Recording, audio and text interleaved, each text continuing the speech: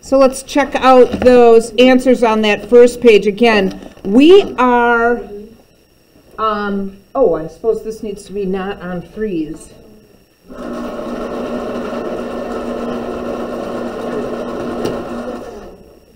We're plotting points today, but again, you're fine, don't worry about it. We are going to be moving into a different type of plot. So we know that when you plot the following points, if I plot a coordinate point, I go, first number is left or right, second number is up or down. So 1, 4 puts me there. Good, you guys all good with that? -3, 5 puts me up here. 2, -5 down here. -4, 0 is on an axis. That's important to know. 0, 3 on an axis, also important to know. And so let's talk about the questions that you were asked below that. Why are points A and B on opposite sides of the y-axis? Yep. Right. It has to do with a positive or negative x value. That puts us on the left side or on the right side of the y-axis because x is all about a left movement or a right movement. And so why do B and C on opposite sides of the x-axis? Kind of the same thing, positive or negative y value. And again, that has to do with the fact that y is an up or down movement, and so it's above or below the x-axis in its movement. It seems like contradictory, thinking that the x would reflect over the y and the y would reflect over the x, kind of, but remember, it's all about their movement. And so on what axis does D fall?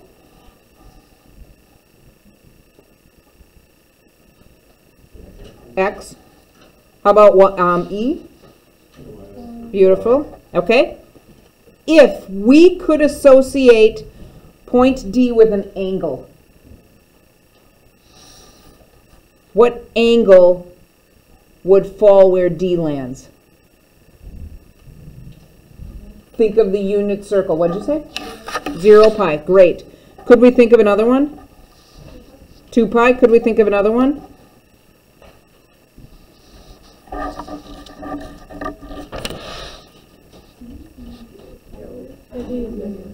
-4 pi? No, on your chart.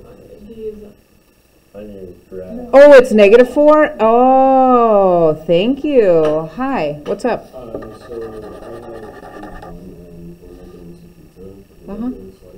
Sure. Not today, but something else. Perfect. Yeah, thanks, yeah. Okay. Why don't you guys say those things to me right away? You let me go for time and just look at me. You just give me these looks like... Then we think we're doing it wrong. Oh, no, just yell at me. Okay. That changes it. It's no longer 0 pi or 2 pi or 4 pi. What else would it be? Pi or 3 pi or 5 pi, or could I say -111 pi? Yeah. For sure. Yeah, good. Okay. How about E? Did I do E right? Yeah? Okay. Where would E be? Pi over 2, or this one's trickier. That would be down. 5 pi over 2, right.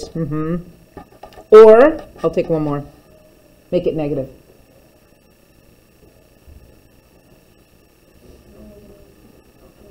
Beautiful. -3 pi over 2. Good. You still have that in you. Okay.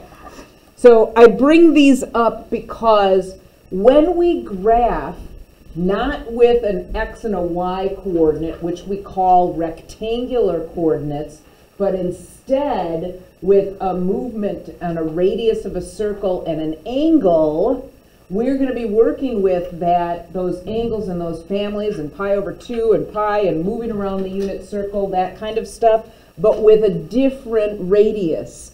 Unit circle has a radius of 1. Now we're expanding that radius out. It's almost like graphing what we call concentric circles, or using concentric circles on our coordinate plane. Can you see my picture? That's what our new graph is going to kind of look like. Okay? So let's take a look at one embedded on a rectangular graph. So here we have a circle embedded on a rectangular graph, and we have a point right there. This point is broken down, I don't know if it's a little hard to see, but it's broken down into tenths. Each little line is a tenth. If you could follow this down and approximate where it hits on the x-axis, where would that be? About, I heard a 0.9. Anybody agree with that?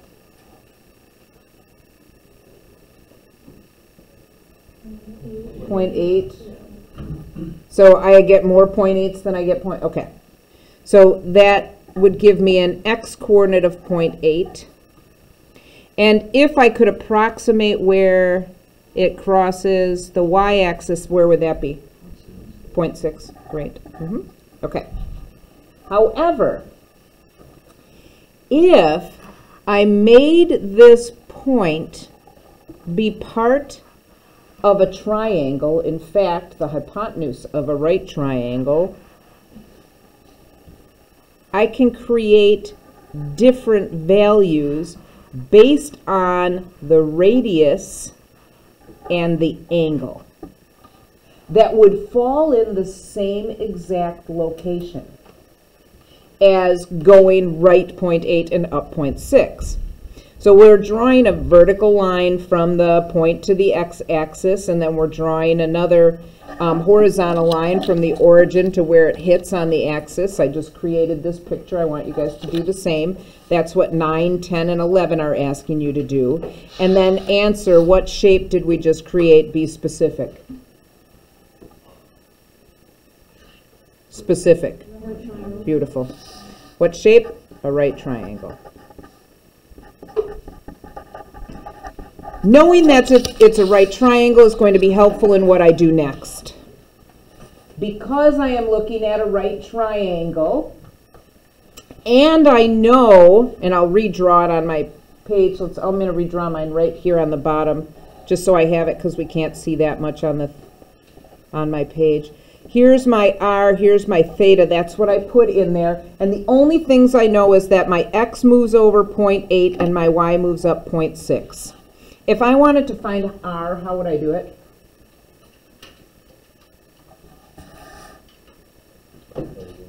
Pythagorean theorem, right? Yep. So I would do 0.8 squared plus 0.6 squared would give me r squared. So that's 0.64 plus 0.36 gives me r squared. Or 1.00 gives me r squared. Therefore, r is equal to what? 1. Excellent. Okay. Now let's go a little different. How can I figure out the angle? I think I heard SOHCAHTOA. Did I? Yep. Okay. So SOHCAHTOA, we have that up here. If I am going to figure out what this angle is, and I know the opposite and the hypotenuse, which trig function do I use? Opposite and hypotenuse? Oh, sorry. That's the adjacent. I'm really off again. It's a Friday. Adjacent. Then it's tangent. Yep. So we would do the tangent of theta is equal to 0.6 over 0.8.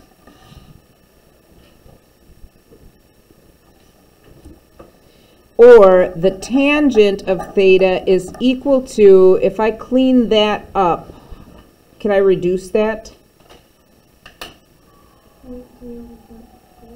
0.3 over 0.4 or 3/4, 3 over 4, we could write it like that. Or I could write it as the tangent of theta equals 0.75. And is this one of our families that we know and recognize? No. Because I would be asking myself, when is the tangent of theta equal to 3/4? Well, if I can't figure that out, then I need to plug it into my calculator. One thing that it said on the top of this page is, please make sure your calculator is in radians. And so I want you to go into your calculators and make sure that you put them in radians.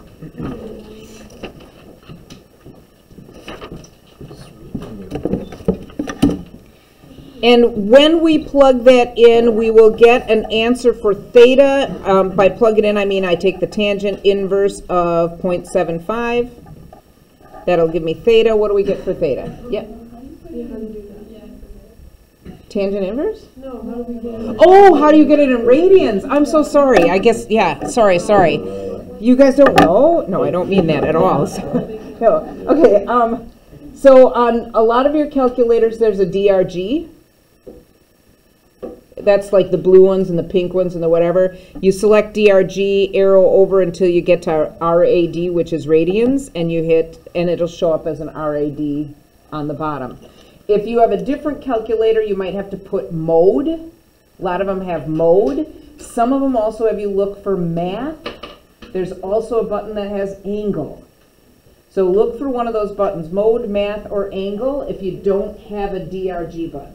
Yeah. So we're gonna have to, like, on the test and on the final, we're gonna have to, like, switch No, between them? No? Nope, not at all. Because when you use when you're doing your test and your final, you are going to have families only. As we work through the rest of this, we'll only see families that we need to know. I just wanted to get this value, and then we'll put it back in degrees. So it'll be always something that you can recognize. Okay? All right, is everybody there? Did we get there? Okay, so let's do it. Yes?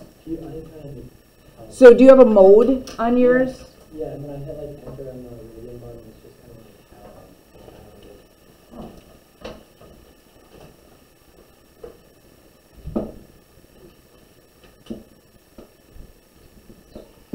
That should do it. Just so clear. Yeah, that should do it. That should do it. Okay, so let's figure out this value. What did we get? Second tan, 0.75, 0.6435? Okay, so theta is 0.6435. That's pretty ugly for an angle, right? And if we were graphing that angle in our world, I wouldn't really know exactly where that is. All I know is that it is less than pi, which is 3.14, less than half of pi, which is about half of 3.14, 1.57. So that tells me that this is in the first quadrant, and it's not very useful. So the rest of them, like I was mentioning, will be angles that we recognize when we go through this. And in fact, we're going to go through this process with a couple of other points here next. So here's my other point. This is called a rectangular point. We're going to be converting into polar coordinates, which come in this form, r comma theta. And again, the r tells us how long our hypotenuse is. If I made that line, the radius on the circle that it comes from, in this group of concentric circles, it will be that length that it goes out. And the angle will be the angle that it takes to open up to that spot. So that would be the angle measure that we're finding. So we're looking for radii and angles. So let's start. Think of 3, 0. I have an x and a y, and if we look back at what we did on that previous problem, we did the Pythagorean theorem, and what did we do? X squared plus y squared equaled our radius squared. So we will go x squared plus y squared equals the radius squared. In this case, 3 squared plus 0 squared equals r squared. What's r? 3. Beautiful. Oh, that's what x is here. That's interesting. I wonder if it will always be that way. Well, I kind of already know the answer to that, don't I? Because r was 1, x was 0.8. You can't see my paper, so it really doesn't matter what I'm pointing at. R was 1, x was 0.8, so it's not always going to be that way. Only in special instances will r match your x. All right, let's go on and find theta. Let's think back at what did we do to find theta? We did tangent of y over x. Beautiful. So we set this up as the tangent of theta equals y over x. Like I said, right now I'm only going to give you things that you should recognize. So I'm going to reduce this down. When is the tangent theta equal to 0? When does that happen?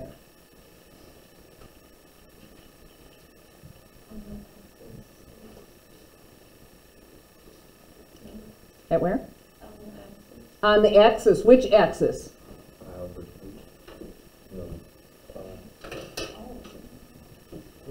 Not on all of them. Yeah, some are undefined. Yep. Which one?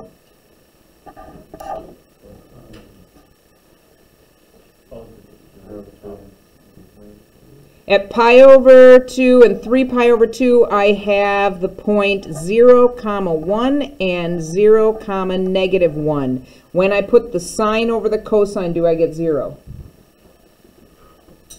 No, that'd be undefined. So when I look at the other axis where I have 0 pi, I would have 1, 0 and -1, 0.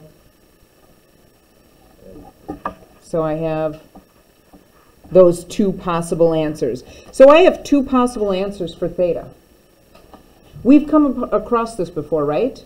When is the tangent equal to 0? It happens when theta is 0 pi, and it happens when theta is pi. Those are my two possible answers. So when I deal with polar coordinates, because we can move around and around the circle, and I sometimes have multiple answers, the original rectangular coordinate is going to help me. If I graph 3, 0, where is it? On the x-axis to the what side of? Right side. What angle is over there? Then I can cross out pi. That's not the one I'm interested in, because I've got to make it go to the right spot. So when we work through and find our two answers, it's going to totally depend on the location on the axis or on the graph that we're looking at, okay? Okay, so let's do another one. Oh, let's write this point in our final form. This is the point 3, 0 pi. That's r, theta.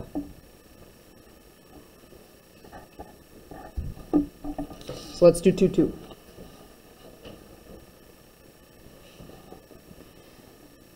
Two squared plus 2 squared equals r squared, just based off the good old Pythagorean theorem.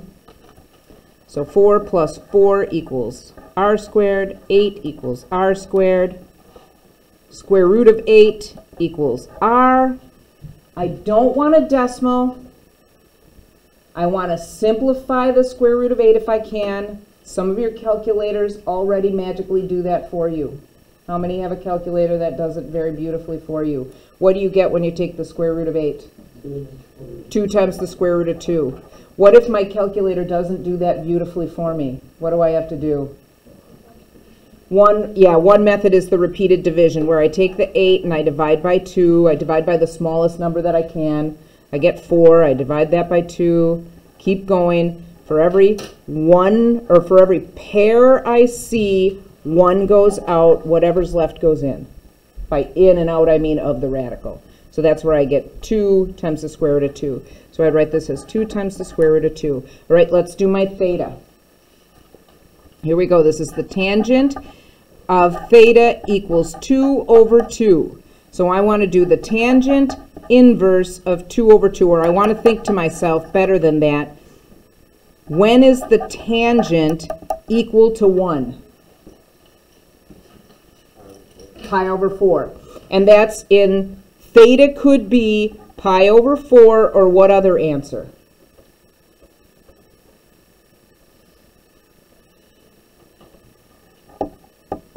When else is the 5 pi over 4? Nice job. Okay? 5 pi over 4. So let's think about this. Pi over 4 is what quadrant? First quadrant. 5 pi over 4 is what quadrant? Third quadrant. 2, 2 is what quadrant? First quadrant. Which one of these angles can I cross off? 5 pi over 4. Yeah. Because remember how that works, where the tangent is positive in both the first quadrant and the third quadrant? Because, does that ring a bell? Yeah. Okay. All right, we got one more. And then we're going to put some formulas together. Wait, what's the final answer for that one? Oh, thank you. 2 times the square root of 2, comma, pi over 4 goes r, comma, theta. Could you take like a 4? Take a 4 out of the 8. You can, however, that's, I mean, yes, that's just a different way of doing it. Some people look for the biggest perfect square that they can find, and then they take the square root of that. I always teach repeated division, because then you don't have to remember all the perfect squares. So it's however you do it. If you have a different way, it's not wrong. This is just the way that I always teach it. Yeah. Sorry, how did we Don't apologize. canceling out the 5 pi over 4? Because if I think about where this point is, this point is in the first quadrant. That would bring me to the third quadrant. I want to stay in the first quadrant, so I have to do the first quadrant angle. Good? Okay. So here we go again. 1 squared plus the square root of 3 squared equals r squared. 1 plus 3 equals r squared. 4 equals r squared. This one comes out nice. 2 is r. Done. Feeling good? Okay, let's do our angle. Yeah. Do you always use tan? Yes. Yeah, and the reason that we use tangent goes back to this initial point. When we graphed it, we only knew x and y. We knew our x and our y. We found r, but I really knew x and y, and that's the opposite and the adjacent, and so that's why we chose tangent. Okay. So we'll do the tangent of theta is equal to y over x. So I'm looking for when the tangent of theta equals the square root of 3. So when does that happen? Pi over 3 family, are we good with that? Does anybody agree? Does anybody disagree? Is anybody like, well, I don't remember doing that? Bless you. Remember that this is when we put the sine over the cosine and it reduces down to the square root of 3. So square root of 3 over 2 over 1/2. And so that's where we get the square root of 3 when we simplify it. And so that's the pi over 3 family. What are my choices for angles? Pi over 3, and what's the other one? 4 pi over 3. Which one can I cross off? 4 pi over 3. In all of these, I've crossed off the one that wasn't the first quadrant answer. That will not always be the case. That's just how we're starting. What I would like you to do here for number 17 and 18, I'm going to pause this video, and I want you to see if you can show that this point here, using what we just did, is the same as 2 pi over 2, and 18 the same thing, that if you can show that this point here, 2 times the square root of 2, 2 times the square root of 2 is the same as 4 pi over 4. Again, I'm going to pause the video and have you guys work on that right now. We'll check it in just a little bit. Oh, except for my video never went. You sure? It was going when you started it. Oh, okay. Whew. That was a little... How did everybody do on this, by the way? Not good? We'll get it. We'll get there. Yeah, we'll get there. Okay. Okay. We'll be doing practice on it, so you'll figure it out. And you'll start to see patterns again, too, because we have lots of patterns that show up. Again, so just like I was saying, so far we're still thinking about quadrants, and so far we've been stuck in the first quadrant. We've only chosen first quadrant angles. But remember, you can move to a different quadrant by changing the sign of your x and your y, right? So to move, how could we move a polar coordinate from one quadrant to another? All I need to do is change my positive original point to maybe a negative positive, or a negative negative, or a positive negative. So it's all about the signs of the original point. So when I look at this next problem,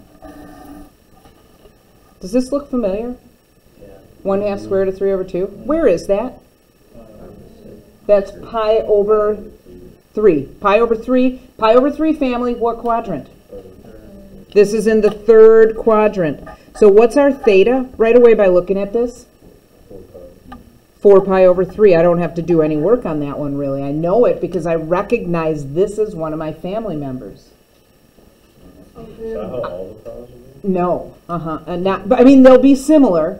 But what's the radius on this? Where did we pull this point from? What circle have we been working with? The unit circle. And what's the radius on a unit circle? 1. So right away, I know that this is 4 pi over 3. It is the pi over 3 family pulled directly from the unit circle with a radius of 1. But what if I take this and I multiply it by 2? Then this would be -1, comma, negative square root of 3. Now it's not as obvious where it came from. And we'll get into this in a little bit more depth, but this one is equivalent to the point 4 pi over 3. Because when I work through the problem by doing -1 squared plus negative square root of 3 squared equals r squared, this will produce,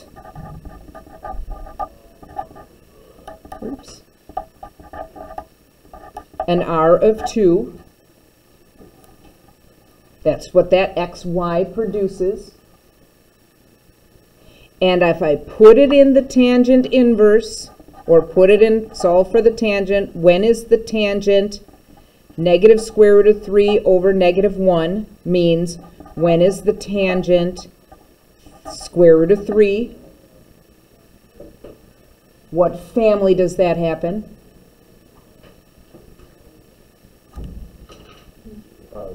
Pi over 3. So theta would be pi over 3 or what? 4 pi over 3. Which one is it? Why? Because this is negative and negative, and it's got to come from the third quadrant. So we don't need to do all that work if it's obvious? Sometimes it'll be really obvious. In fact, let's do this next one. Okay? Take a look at this one. Yep. Okay, hold on. Okay. Okay. Why do we keep going? Yeah. Add the answer, and why are we at -1 minus? Okay. Yeah. How do All we right. get there? So what I said was, I can tell this problem by looking at it right away. So the next one is just like if you would have multiplied by 2. This is if I would have multiplied it by 2. But it was, And and then then how did you get to 2 or Yeah. 3? Because it is that same, here's a unit circle, here's a circle with a radius of 2, here's a circle with a radius of 3, here's a circle with a radius of 4. This is how this is working.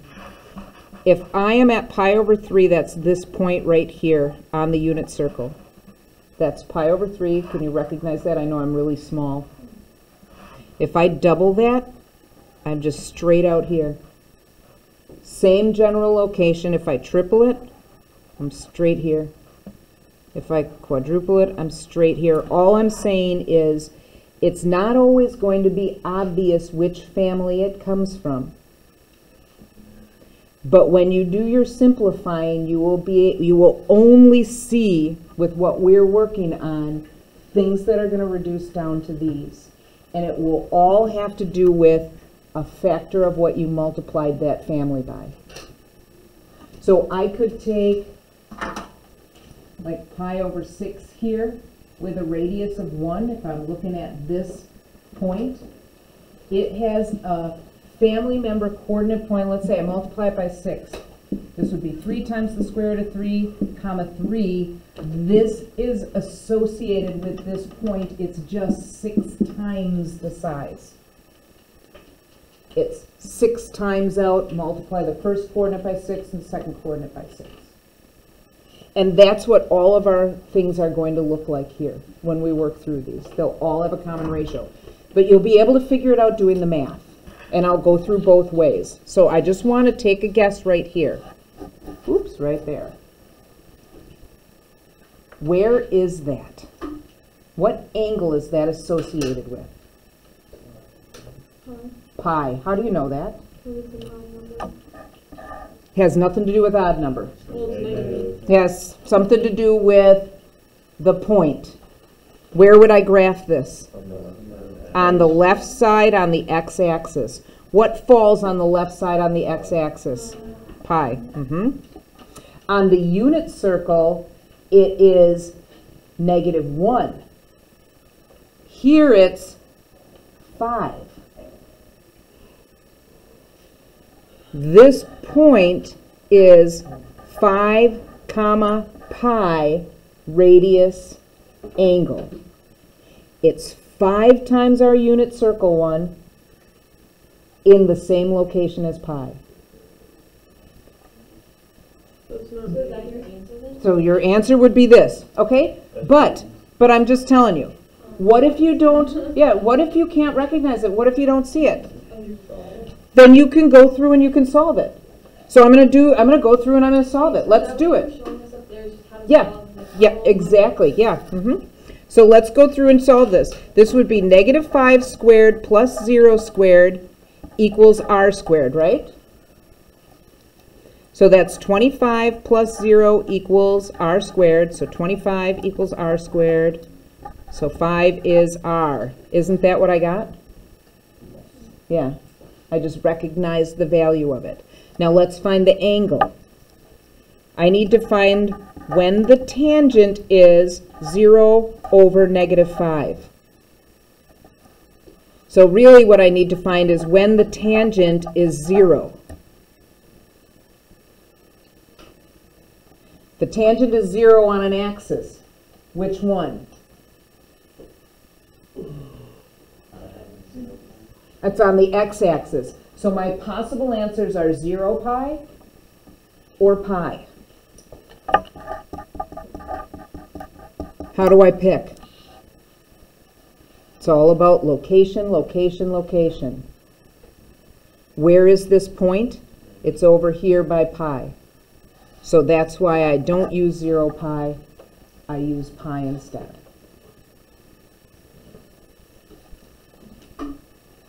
Okay, now, this next question I ask you will kind of be a determiner as to whether or not people are like, okay, I'm kind of getting it, I'm kind of not. Take a guess at what family this is associated with. Take a guess. Pi over 4. How do we know that? What is true about the pi over 4 family? They have the same x and y value.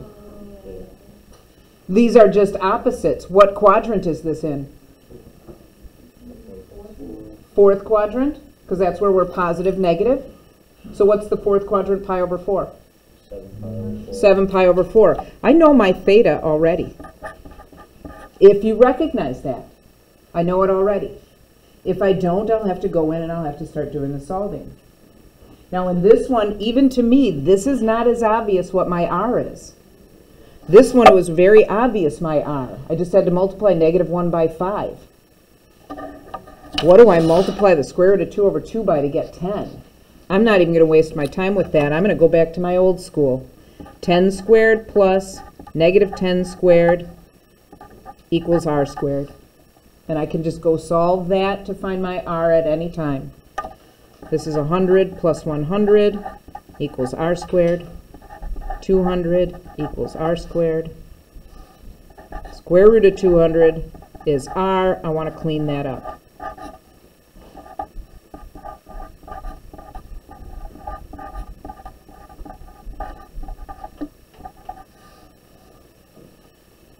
All I did is repeated division by the smallest number possible that can go through it. I've got 2 groups of pairs.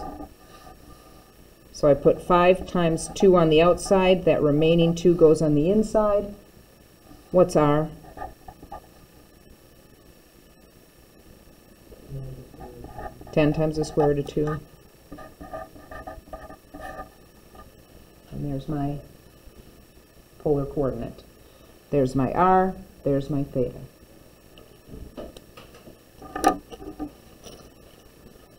I think that's it for the notes for today. What's study hall? Starts at 2:06. Okay, yeah, so you guys have a decent amount of time to work on the homework, evens or odds. See if you can pick up on what we chatted on, or chatted about. And we'll talk more about this because I know we'll have to